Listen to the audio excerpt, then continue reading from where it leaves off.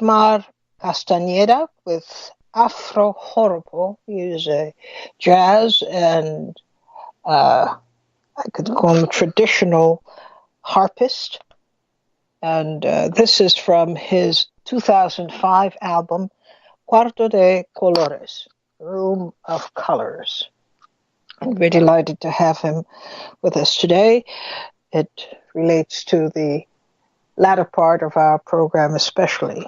This is Leid Stories. I'm your Trace Leid. And we have a very interesting development politically. We have Mr. Sanders. We have Mr. Sanders declaring his candidacy for president in the upcoming presidential elections. First of all, what do you think about that? Bernie Sanders, having gone through what you know he has gone through, and making an announcement that he has not given up on that goal, that he is seeking to be president of the United States once again. The field is getting fuller and fuller, and there he is. What do you make of this candidacy? Will it work? Well, I'll tell you, he's gotten some very good indications, even this early in the game. He raised almost $6 million in donations at a rate of an average of $27, but it almost reached the $6 million mark. That's very impressive. Just after announcing, and within just a matter of hours, this is the kind of response that he got financially. People sending in their donations at the rate of $27 an hour. $27 per donation, I should say. It was exactly the same approach that he had when he ran the last time. So, 888-874-4888. What do you think of Bernie Sanders' declaration that he's running? How do you think it will affect the race as a whole? Other candidates, other Democrats especially. He's running not as a Democrat. He's running as a progressive, as an independent. So what does that say to you about the way the candidacy is shaping up, and whether it will cause any kind of a friction with the Democrats? As you know, although Sanders is an independent from Vermont, senator from Vermont, he has traditionally caucused with Democrats, but he is pretty clear he's not running as a Democrat. He's running as an independent. And what does that say about the potential within the whole group of candidates? What does that say about his potential for making a very significant stride? 888-874-4888. We have Ma'at. You're on the air. Yes, greetings to the beloved family. Thank you. That I wasn't aware of course. Excuse me. I heard announcement. However, I didn't hear that he is running as an independent. Is that so? Well, he's not running as a Democrat, and he has been a progressive. So I don't know that he is explicit about running as an independent candidate, but it appears that is what it is. He'll have to clarify that. Yes, well, that's a very interesting point, because as much as we would have loved to have Ralph Nader as president, boy, he could have straightened out a lot of things. You know what happened in Florida, the votes that went to him put, what's-his-face, Bush over the line. So that's a concern. I'll hold off on that until that's further clarified. But I love Bernie. hadn't voted in a while, and during the primaries in New York, I got out there and I voted. Has to. Why am I getting? I don't know. You in and out. Well, what I'm trying to say is that something. Let me ask you: are you getting any feedback on your line?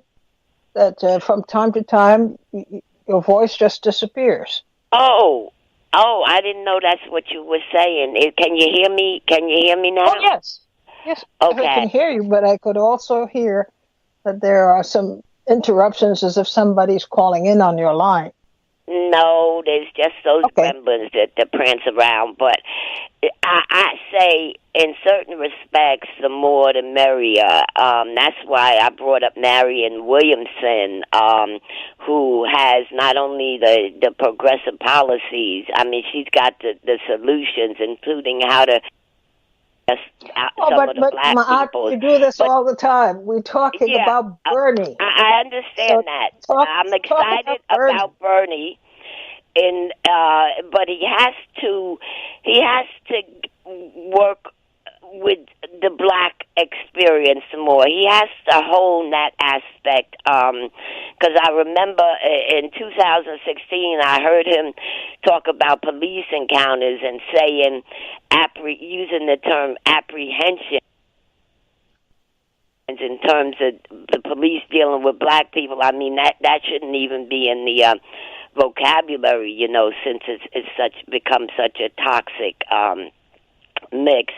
But one of the interesting things about Bernie is that he's really, from 2016, he's really set the agenda that's become mainstream for Democrats and Medicare for all / single payer, because they're two different things actually. Free public college tuition. What I would like, it's kind of early yet because not even he has identified the platform that he will be running on.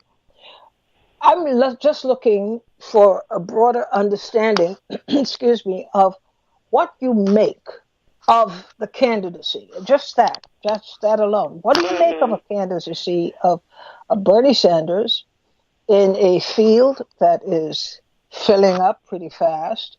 The Democrats are pretty enthusiastic about taking on Donald Trump. Bernie Sanders is an older candidate. He may soon be joined by Joe Biden. We don't know.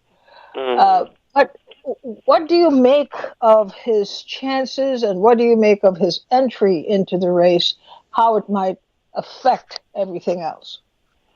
Well, the aspect of age stands out because this is sort of his last go round to be viable. And of course, this country tends to be very ageist, but he's actually second in popularity, and it has a lot to do with name recognition, in terms of the favorability of candidates. He's just below. And to me, I'm not crazy about Biden over Sanders, because Sanders, to me, is much, much more progressive and on point. All right. Well, thank you. And that's what we're looking for. I mean, we have no idea how this would go. He just announced last night, as a matter of fact. And what we try to do is just get a sense, an immediate reaction. We have no idea whether what we're saying will hold, because this is a very fluid situation. But it is worthy of observation and comment, because we know what the situation is with the presidential race as a whole. We know that it is a very, very precarious moment in history. The president himself is under tremendous pressure. The Republicans are under tremendous pressure. The Democrats are under tremendous pressure. Here we have a person coming forward even after we've had a brief excitement about Kamala Harris and some of the other candidates who already have announced. But Bernie Sanders announcing and getting this incredible initial reaction in terms of donations, and if you can raise $6 million in a matter of hours on the basis of $27 per donation, it is saying something. What do you think that something is? And how do you think it would affect the race as it goes? We don't know what the future holds. We're just prognosticating. From Maryland, Jean, you're on the air. Hi, Utrice. Hi. Calling you from snowy Maryland this afternoon. That's true. You guys are getting blanketed. Well, it's not so bad, and it's pretty much over now, but it did snow a little bit. It shut everything down. So, you're talking about Bernie today.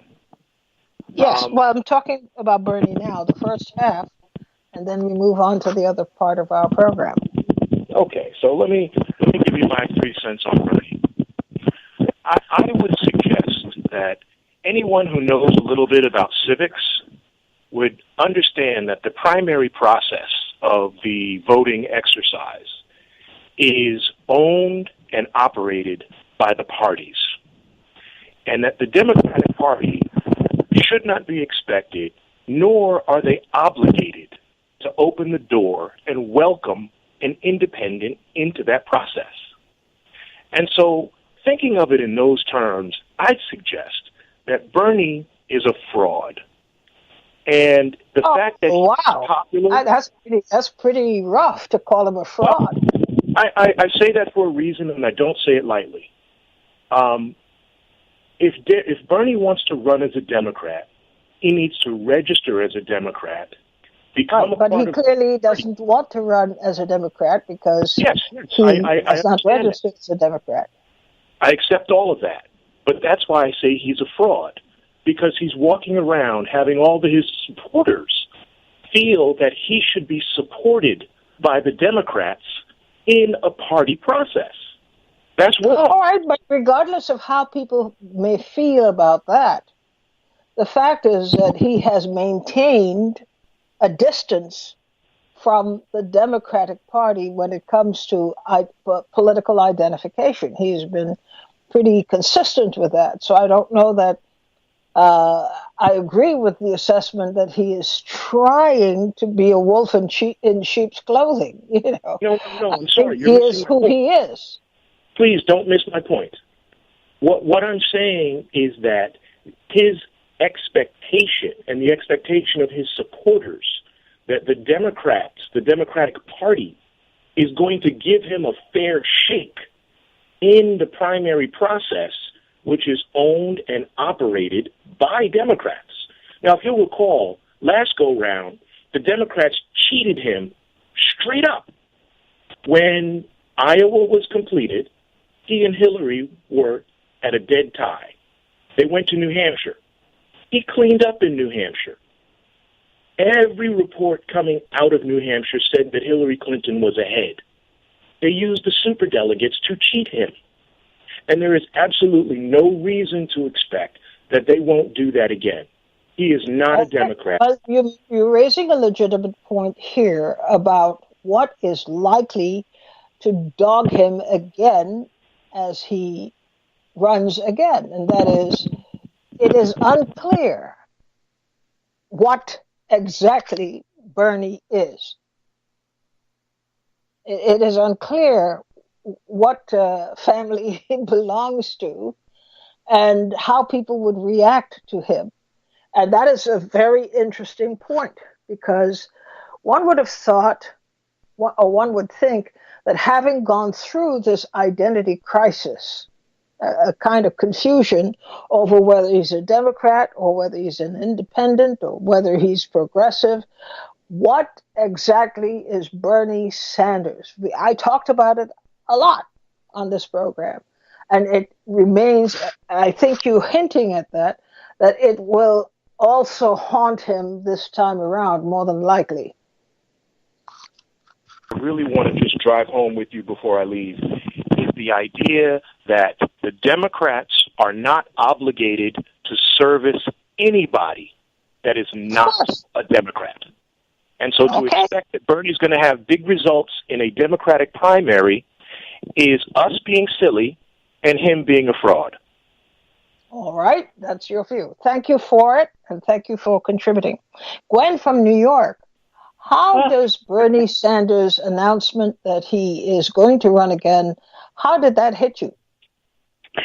Okay, just two things I want to say is that I will get to Bernie, but I also, because it's so freezing cold and snowing up here, and I just got back from my first protest for Venezuela in front of Chuck Schumer's office, and I just wanted to give you a briefing on that if you are okay with that, because I thought that was kind of important also. But with regards to Bernie, I think I told everybody I worked my head off for the Bernie Sanders campaign. And while I was doing it, it was a work. I've never worked on any presidential campaign, and it was a work of inspiration for me while it was going on, and deep disappointment and anger when the Democratic Party would not allow him to get a fair shake, or basically they rigged the election for the primary. But I don't know if that's a reason for me personally to not fight that system back. I think that's a unfair system, and I as a citizen, feel like I don't want to capitulate to their tricks. And people, when they walk away, they are capitulating. They're saying, "Okay, we can't fight you. We're going to walk away." So I don't know. I myself, I'm going to continue to fight for anything that I think is fair. And as far as Bernie's announcement, I'm not surprised that he was running. I pretty much expected that he was going to run again. I've looked at all the other contenders so far, and the reason why I do think he has a better chance is there's one thing that Bernie is not, and he's not Donald Trump, and he's not even close to being Donald Trump. And you still have a lot of people over here, although angry and disappointed at the outcome of things, could be energized again with Bernie Sanders and his run. I think that right now, the selection of who's running for the Democratic ticket right now is like a yawn a second.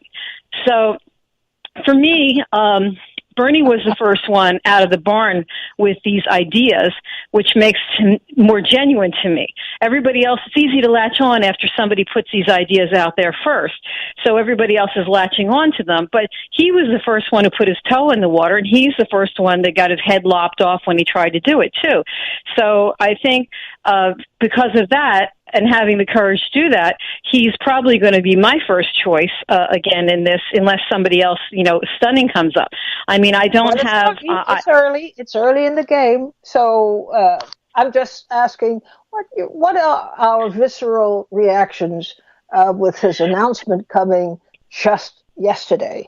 Therese, can I just tell you one last thing about I just want to tell you that we were in front of Chuck Schumer's office, and I thought it was pretty stunning that Schumer said that we were a small group, and it was pouring snow out there, and we were told we were not even allowed to step foot in the building, that it was a private building. And then he's the man said, well, you have to call him. So I called the office, and the assistant was very nice to me, and he almost let us come up.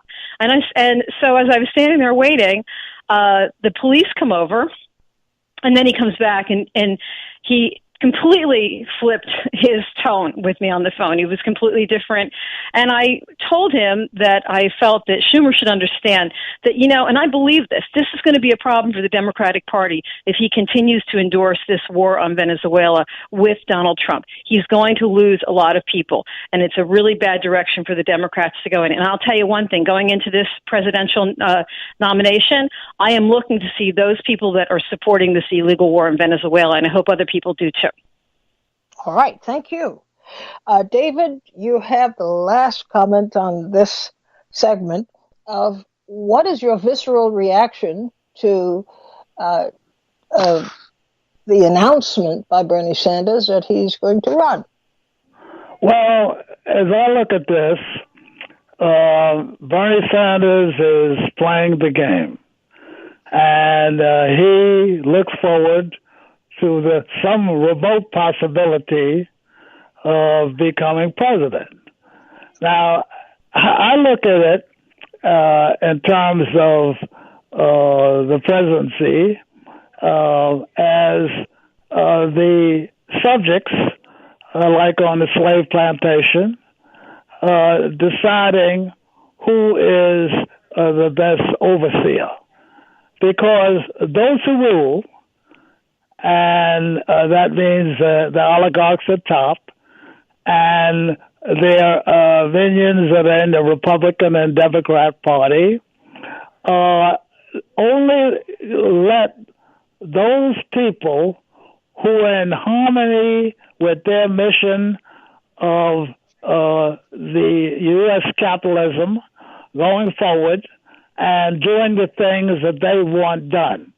So you can say all you want about single-payer health insurance and things like that would decimate the insurance companies and whatnot.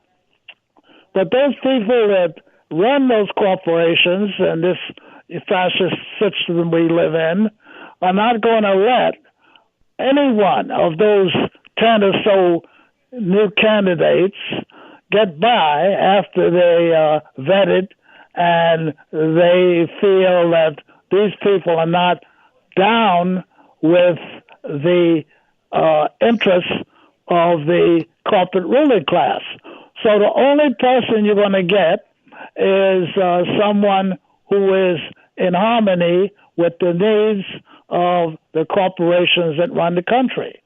So Bernie can talk about single payer and all that sort of thing, but that doesn't mean that the people in charge want that to happen. They don't. So, Bernie has some very regressive attitudes in international politics and empire and so forth. And, he called Colonel Gaddafi a thug and all that sort of thing. So, he can talk about things that people are interested in, but those who rule don't want those things for the people. They want the status quo. So the only way that anyone, including Bernie, can get to that person, that place of being on the ballot and being a viable candidate if they have been vetted and approved by those who rule. That's the way I think about Bernie. All right, thank you. Well, he just declared yesterday, and there are more to come. I'm sure there are more candidates who will be declaring. But it is an interesting development, which we will follow.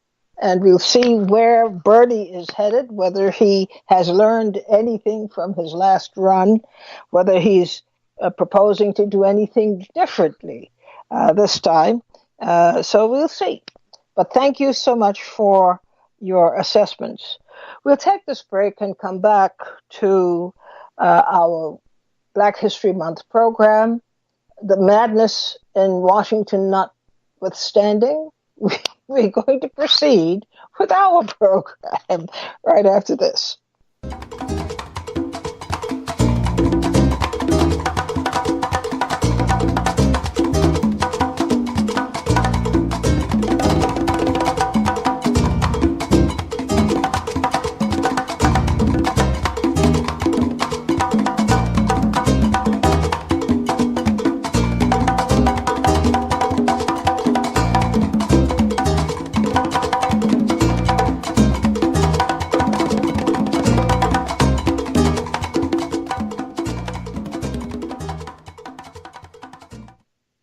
Harpist Edmar Castañeda with Afro Joropo from his album Cuarto de Colores. This is Leid Stories. You're listening to prn.fm, and we are going to continue our program with this entry or this offering from my very, very dear friend who has passed away, but who as an academician, a historian, an activist from Guyana, loomed large in the field of people power, moving people through excellent education and information. As I said, he was a very, very dear friend of mine. And I just wanted to share with you a talk that he gave in Brooklyn many years ago, in which he relates a remarkable chapter in U.S. history, erroneously called the Seminole Wars. And it's a short enough piece, it's almost about half an hour or so, but I guarantee you, we have not heard this interpretation of that period of history. And hopefully it will encourage us and encourage us all to do some more reading about this period, especially from the perspective that he's about to share with us today. Professor Jan Carew. Things about white historiography, this Eurocentric historiography, it hones in always on the things that separate us. They separate us from ourselves. They separate us from our ancestors, from our history, from our families. They divide us up into little fragments. And they never tell you about the unities in struggle that took place in history.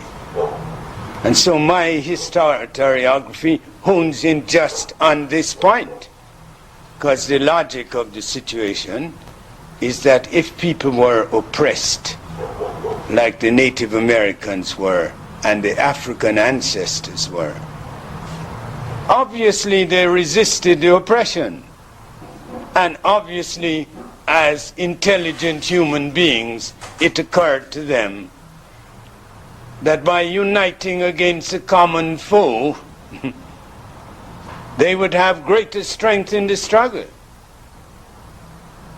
But the histories lie there waiting generation after generation.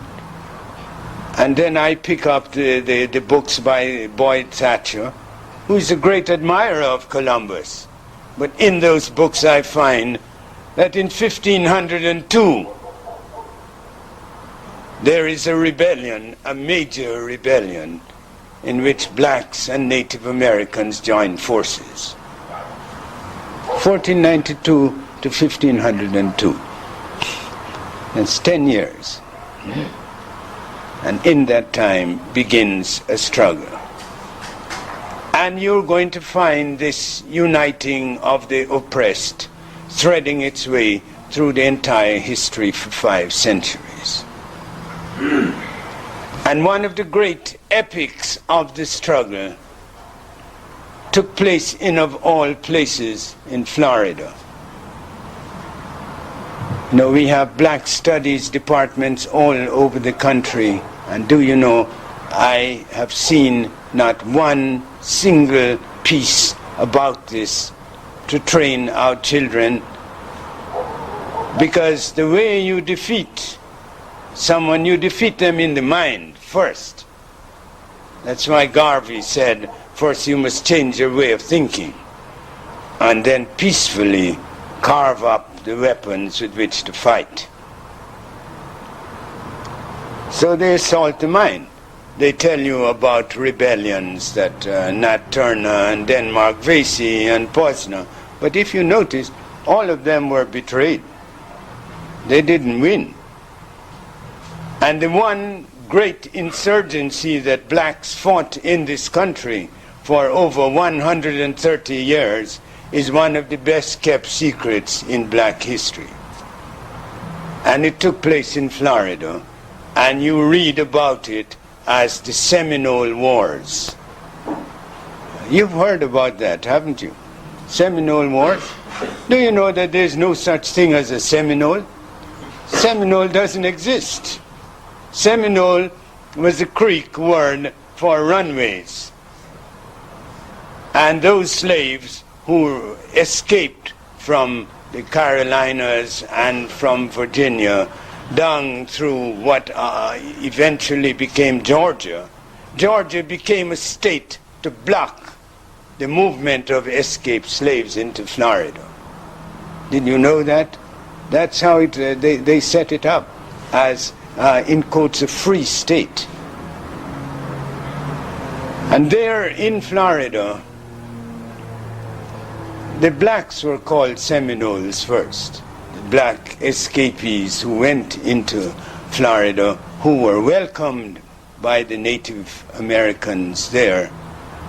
And there you had some of the most interesting Native Americans in the entire hemisphere.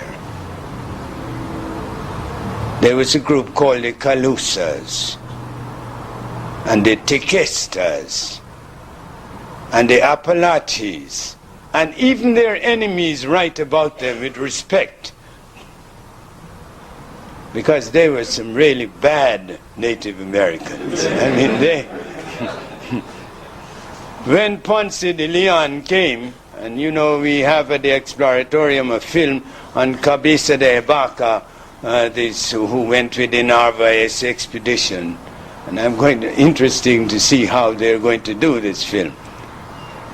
How I learned about the resistance there in Florida is that you have to read a book by a half Native American who was related to the Inca kings. His name was Poma de Ayala. And he had oral testimony from soldiers who had actually fought in Florida. And when Ponce de Leon arrived there, he arrived like a conquistador. And I must tell you quickly how he arrived. It was the Taino pilots who showed him how to navigate those treacherous waters of the Bahamas. Bahama comes from Spanish Bahamar, the shallow sea.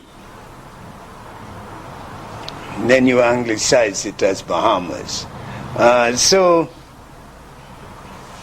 in there you can wreck your ships every second.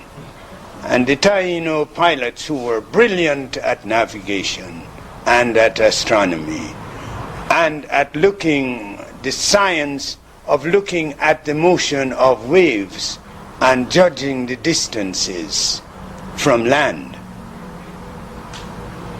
which you know only recently the Smithsonian had some white scholar discover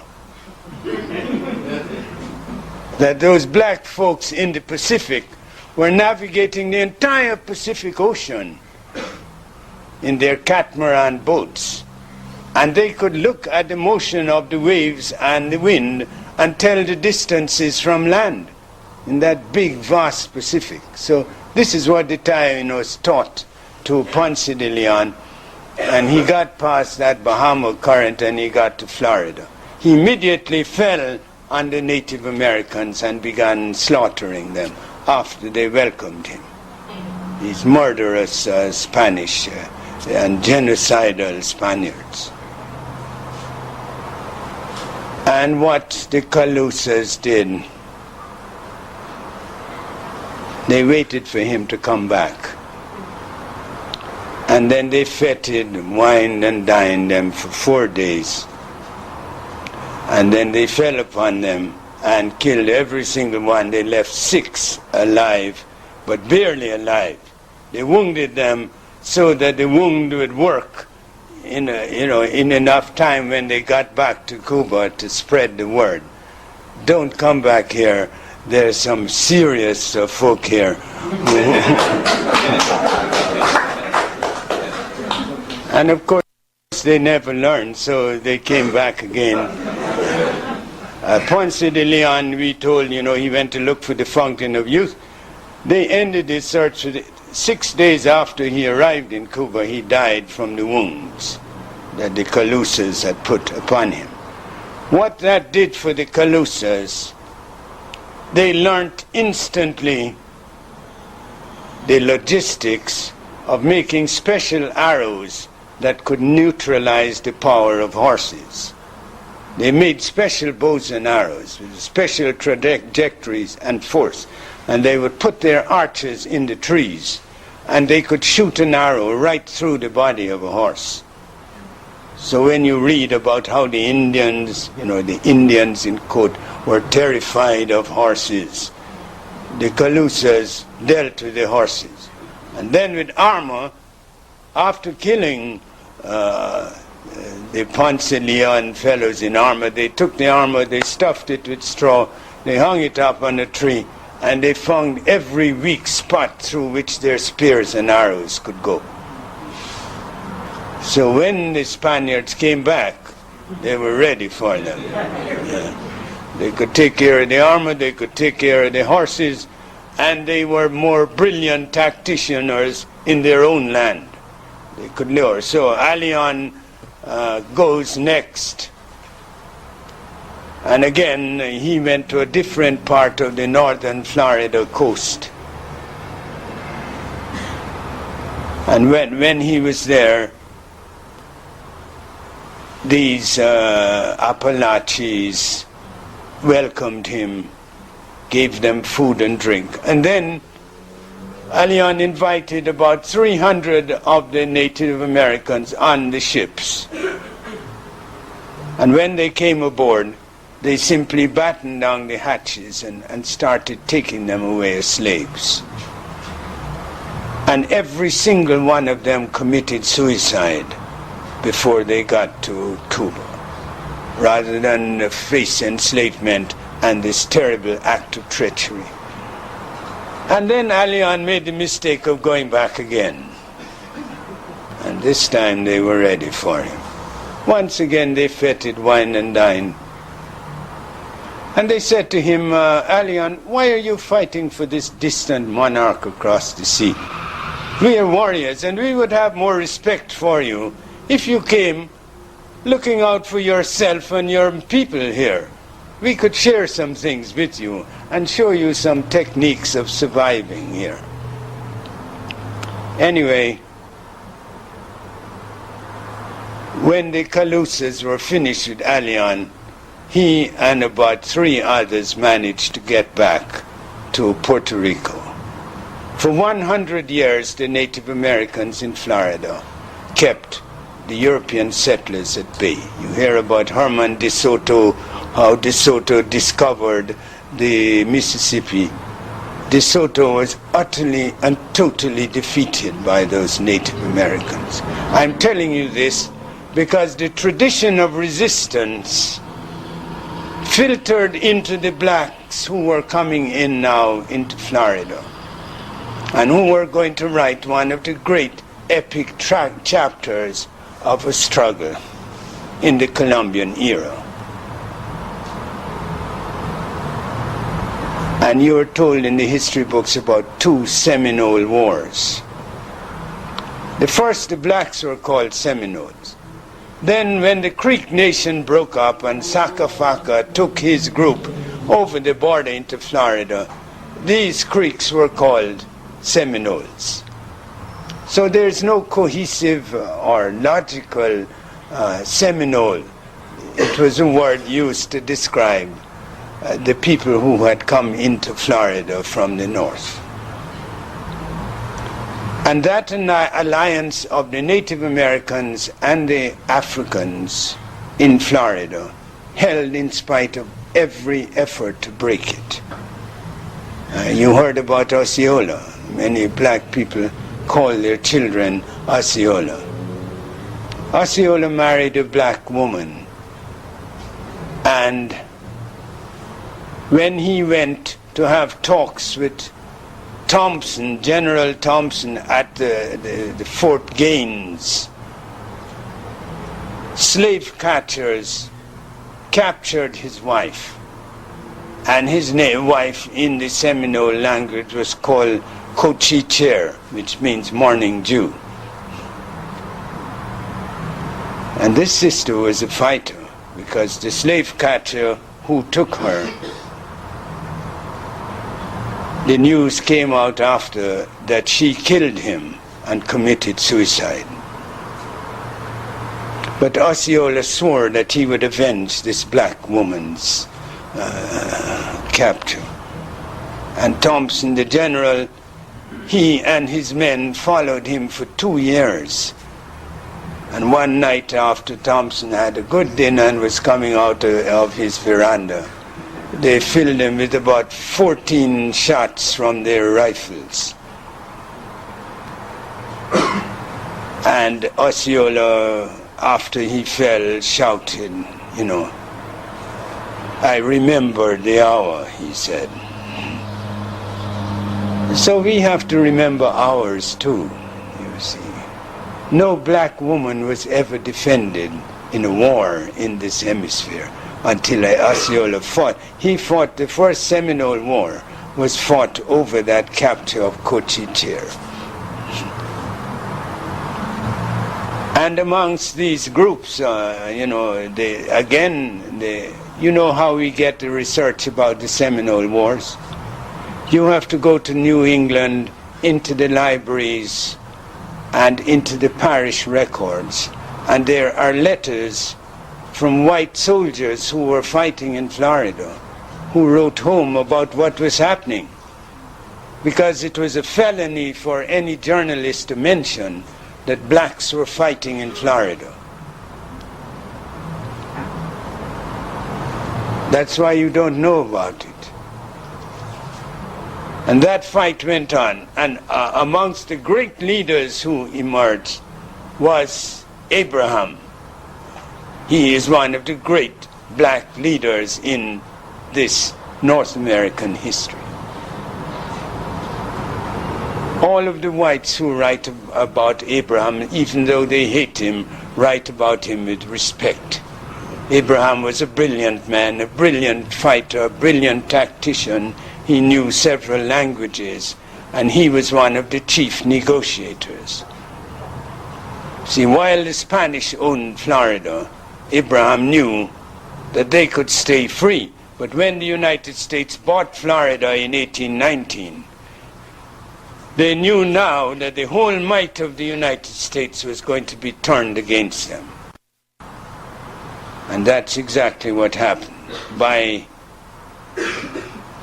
the late 1840s, 2/3 of all the United States armed forces were fighting against black and Seminole insurgents in Florida.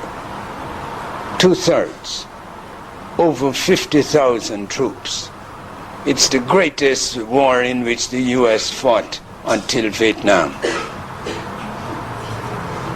And Abraham at one point called his followers together and said, "We are fighting for the liberation of all oppressed peoples in this hemisphere.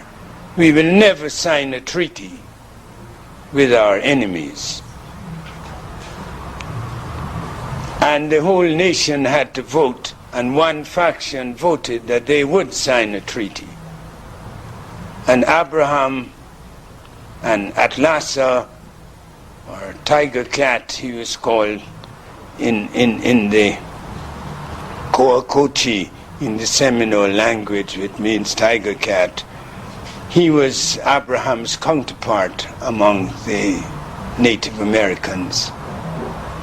And they left Florida when the whole, after defeating over and over again some of the mightiest of the armies the U.S. had mounted, including now Schlesinger, that historian, writes a biography of Jackson, Andrew Jackson, Stonewall Jackson. Do you know that the blacks in Florida wasted Jackson? He fought at Suwannee.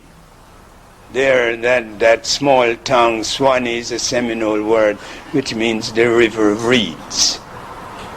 And there, Atlasa and Abraham met Jackson's forces, and Abraham begged for the right to be the first to attack them. So he held the right wing, and they tore to pieces Jackson's forces. And he was frothing with rage. Here were blacks who he believed were inferior, and And some of the tactics they used, they played on Jackson's racism. They sent some blacks in front to look as though they were minstrels. They were chewing and playing banjo and jiving around. And so Jackson let his guard down, so he's coming on now to wipe these blacks off the face of the earth. And right there in those hammocks were waiting the highly trained troops of Abraham. And Jackson now, to take his revenge, you're not going to find that in your history book by Schlesinger, but this is a fact.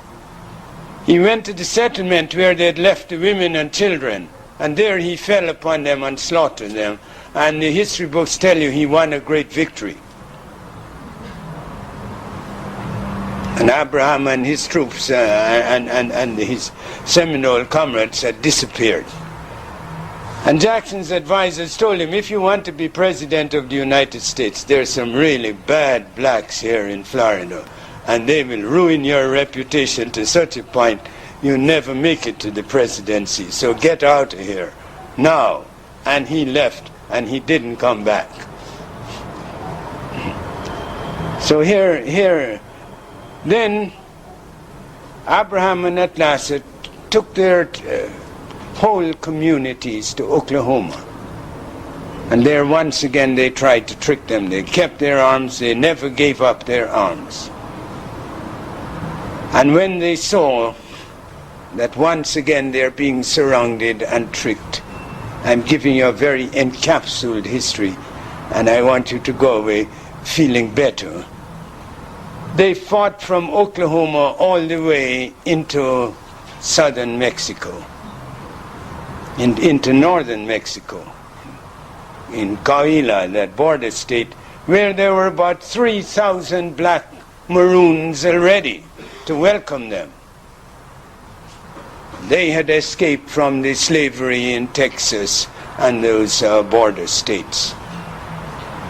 And Atlasa and Abraham lived there with their communities. Now the Texas legislature felt you couldn't have blacks like this, of such renowned fighters, living across the border, while the slave system is still rampant in this country.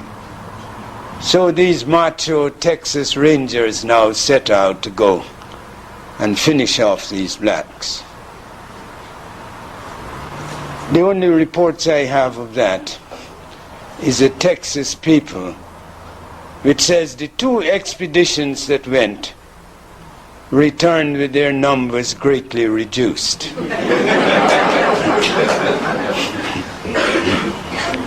And Abraham died in bed, there in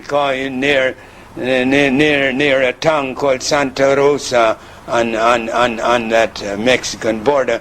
And if you go there, I have been there, you can see the descendants of those black Seminoles. You can't hide the features and the blood. It shows. And there you see these larger folk who are ranchers are living there still. And they were given land and freedom by Juarez, the first Native American president of Mexico. He's a full-blooded Indian, Juarez. He gave to these black fighters because... Well, that brings us to the end of our program today. Jan Carew basically correcting the record and creating an official record, an authentic record of the cooperative efforts of African slaves and Native Americans in resisting the effort to enslave them all. And it's a lesson for us. It's a lesson for us, and I hope that it encourages you to go do some more reading. This is really the purpose of Black History Month, to broaden and deepen your view of history. There are people out there who have worked very hard to provide it, spent years of research in far-flung places around the world to get it, and now it's up to us. When we talk about Black History Month, and, people think, well, you just talk about, you talk about a particular person, and 2 lines after that, you're done, and you would have had Black history. No. Make an effort. Get to know Black history. And this is for everybody. Because too many of our historical records are utterly inaccurate, wrong, and need to be corrected. Despite the many obstacles, we have had historians who painstakingly and at their own expense have gone through the process of locating facts and putting them in books so that we can read them. All of us can read them. So I encourage you to do that in this Black History Month. If we really do believe that we have a shared history, and there's a history that we do not know because the underlying message to that history is that people weren't spending so much time fighting each other as they were in trying to cooperate with each other where they saw common interests. And this is such a case. Thanks for joining me today, and we'll see each other tomorrow, same time. Bye-bye.